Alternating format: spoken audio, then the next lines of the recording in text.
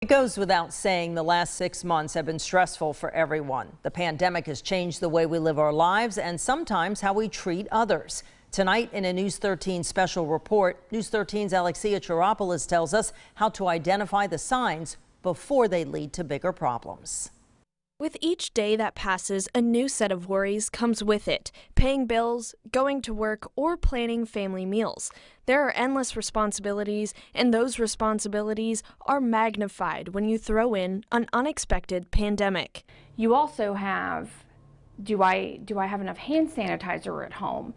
Do I have a mask to wear into a store? And for those that, are not getting paid during the pandemic, or even if they're having to work more due to being essential workers. Add all that stress on top of it, and that is a lot to handle for anyone. And handling those additional pressures can lead to a strain on relationships. No matter what relationship you're in, whether it's romantic or a friendship, it is definitely more stressful. Brittany Cole is the Marketing and Public Relations Director with Life Management of Northwest Florida. She says marriages during COVID have the potential to struggle and in some cases lead to divorce or sometimes domestic abuse. If you are quarantined, most couples are not used to being at home together 24/7. And while it can definitely be a blessing, it can also be a lot to handle.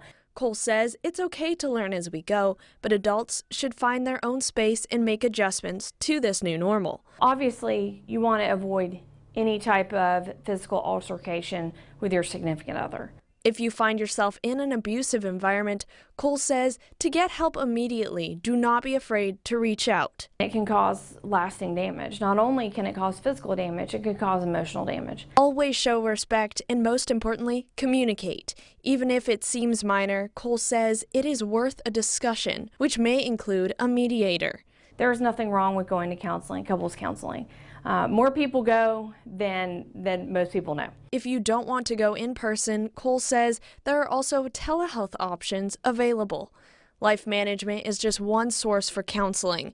Your church can also offer advice and comfort. We have a staff person that deals with marriage counseling, and we have seen a huge uptick in that. Dr. Craig Connor is the senior pastor of First Baptist Church of Panama City. He says COVID has turned our world upside down, and relationships have suffered as a result. His advice, put your family first. You know, I think it's a great time for husbands and wives and children and parents and grandparents and grandchildren to really get to know one another. And personally, I think that's a huge help. Bay County residents Jennifer and Will Owen have been married 9 years. They are navigating the pandemic and the strains that come with it together. There have probably been some conversations that were a little louder than normal.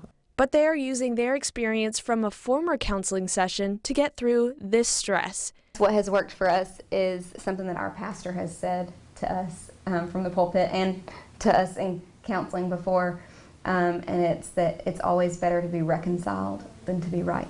And their advice for other married couples. It is important to continue to take time, at least once a week, we found. And it's not always possible, but we try to do as often as we can to spend time together, just continue to date one another, even though we're married. There are many resources available to those who need it. Some of those links will be added on our website, mypanhandle.com.